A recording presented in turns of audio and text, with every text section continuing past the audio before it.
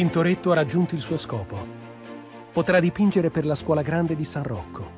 Non deve più sottoporsi alla trafila del concorso. Gli viene assegnata direttamente la decorazione dell'intera sala dell'albergo. E le sue storie della passione di Cristo sulle pareti colpiscono per fantasia inventiva e intima spiritualità. La crocifissione lo rende celebre in tutta Europa.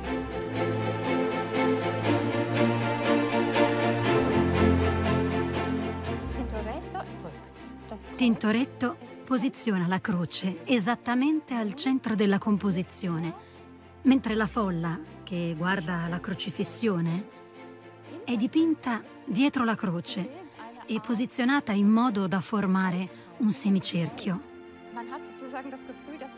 Chi guarda il dipinto si sente proprio come se fosse uno spettatore lì dentro la scena. In qualche modo noi spettatori chiudiamo il semicerchio nella parte davanti. Questa è una caratteristica tipica dell'arte di Tintoretto. Lui vuole coinvolgere l'osservatore nella scena.